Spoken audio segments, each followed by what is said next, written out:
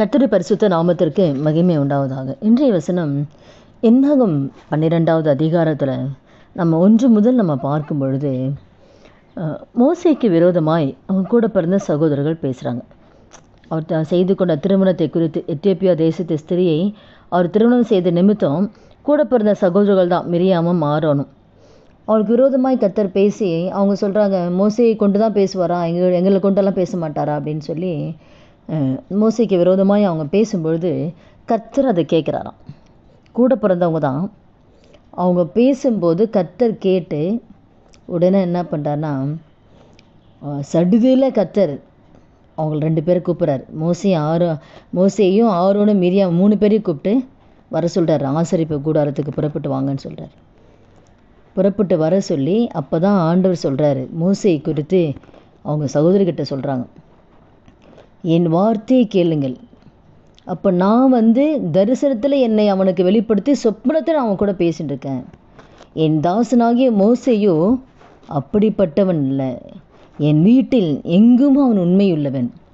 அப்போ மோசே குறித்து ஆண்டவர் அவங்ககிட்ட சொல்கிறாரு, சாட்சி கொடுக்குறார், என் வீட்டில் எங்கும் உண்மையுள்ளவன், பூமியில் உள்ள சகல மனிதரிலும் அவன் சாந்த குணமுள்ளவனாக இருந்தான். அப்போ ஆண்டவர் சாட்சி கொடுக்குறார் மோசே குறித்து, உங்களுக்கு பிரத்யட்சமாக என்னை பார்க்குறான், நான் முகமுகமாக பிரத்யட்சமாக நான் பேசுகிறேன், அவன் கர்த்தருடைய சாயலை பார்க்குறான். இப்படி இருக்க நீங்கள் என் தாசனாகிய மோசேக்கு விரோதமாய் பேச உங்களுக்கு ஏன் பயமில்லாமல் போச்சுன்னு கேட்குறார். இதனால் ஆண்டுடைய கோபம் அவர்கள் மேலே வருது. அவள் மேலே மிரியாம் குஷ்டரோகம் போல் ஆயிடுறா, குஷ்டரோகி மாதிரி ஆயிடுறா.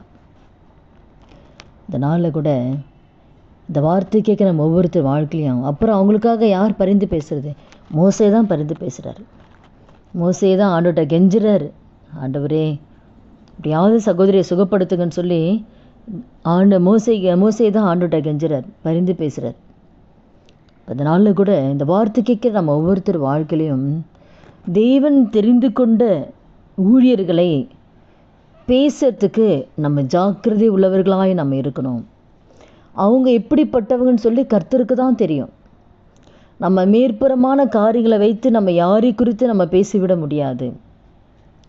அவங்களுக்கும் கர்த்தரோடு கூட இருக்கிற உறவு எப்படி இருக்குது, அவங்க எப்படிப்பட்டவங்கன்னு சொல்லி கர்த்தருக்கு மாத்திரம்தான் தெரியும். அதனால் எந்த காரியத்துலேயும் எந்த ஊழியர்களை குறித்து நம்ம பேசிவிடவே கூடாது. அதை கர்த்தர் கேட்குறாராம். அவங்க பேசுகிறாங்க, கூட பிறந்தவங்க தான், அந்த உரிமையில் கூட பேசுகிறாங்க சாதாரணமாக. ஆனால் அதை கர்த்தர் கேட்டு உடனே கோவம் வருது அவருக்கு. என் தாசனை பற்றி பேச உனக்கு ஏன் பயம் இல்லாமல் போச்சு? உடனே அதனுடைய தண்டனை பாருங்கள். அப்போ நமக்கும் இந்த வார்த்தை கேட்க நம்ம ஒவ்வொருத்தர் வாழ்க்கையிலையும் எந்த ஊழியக்காரர்களை குறித்து நம்ம பேச ஜாக்கிரதையாக இருக்கணும். அவனுடைய கோபம் நம்ம மேலே வந்துடக்கூடாது. அவங்களுக்கு எப்படிப்பட்டவங்கன்னு கர்த்தருக்கு தானே தெரியும். இப்போ மோசே எப்படிப்பட்டான்னு இவங்களுக்கு முன்னாடி மோசே தவறாக இவங்க பார்க்குறாங்க. ஆனால் கர்த்தருக்கு முன்னாடி மோசே உண்மையுள்ளவன், சாந்த குணமுள்ளவன், பிரத்யட்சமாக முகமுகமாக கர்த்தரை தரிசிக்கிற ஒரு தேவ மனுஷன். அப்போ அப்படிப்பட்ட விரோதமாக கர்த்தருக்கு தான் தெரியும் எப்படிப்பட்டவர்ன்ட்டு. மோசேக்கு விரோதமாக கோரா கூட்டத்தெல்லாம் எழும்பும்போது கூட நான் அவங்களெல்லாம் அழிச்சிட்றேன் விடுனா கூட மோசே விட மாட்டேன்டார், பரிந்து பேசுகிறார் அந்த ஜனங்களுக்காக. நான் அவங்களெல்லாம் அழிச்சிட்றேன், நான் உன்னை பெரிய ஜாதி ஆக்குறேன்னா கூட, இல்லை ஆண்டவரே ஜனங்களை அழிச்சிடாதீங்கப்பா, நீங்கள் அடிச்சுட்டா எல்லாரும் பார்த்து உங்களால் கானான் தேசம் அவளை கொண்டு போக முடியல, அதனால தான் அழிச்சிட்டீங்கன்னு சொல்லி உங்களை பற்றி பேசுவாங்க ஆண்டவரே.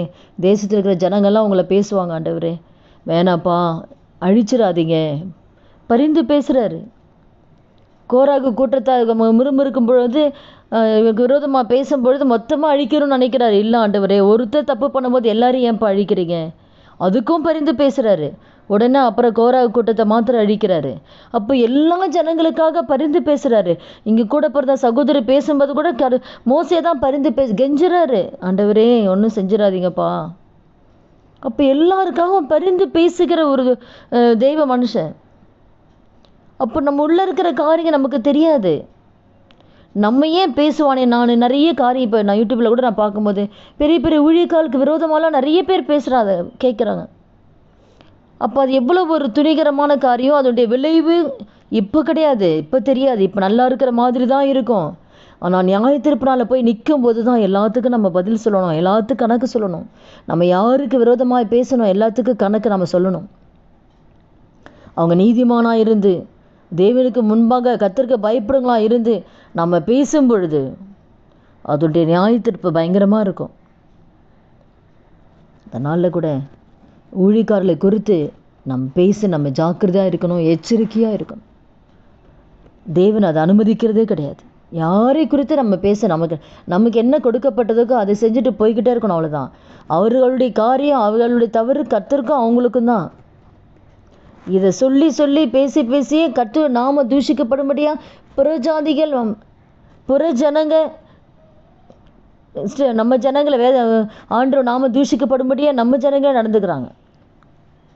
அதனால கூட இந்த வார்த்தை கேட்குற ஒவ்வொருத்தர் வாழ்க்கையிலையும் அவர்கள் பேசுவதை கர்த்தர் கவனித்து கேட்டார், கர்த்தர் கோபப்பட்டார். இந்த நாளில் கூட ஆண்டுடைய கோபம் நம் மீது வரக்கூடாது, நம் குடும்பத்தின் மீது வரக்கூடாது. அதனால் இந்த வார்த்தை கேட்குற யாராக இருந்தாலும், எந்த ஊழியக்காரராக இருந்தாலும் அவர்களை குறித்து பேசாதபடிக்கு நம்ம எச்சரிக்கையாக இருப்போம். அவருடைய காரியம் கர்த்தர் பார்த்து கொள்வார்.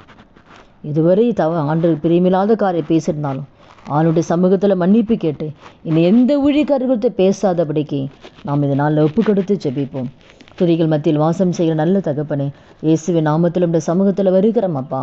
இந்த நாளில் இந்த வார்த்தை கேட்குற ஒவ்வொருத்தரும் உடைய கரத்தில் ஒப்பு கொடுக்குற ஆண்டவரே அப்பா. அந்த நாளிலும் அடைய மோசைக்கு விரோதமாக பேசின சகோதரர்கள் மீது உடைய கோபம் உண்டது ஆண்டவரே.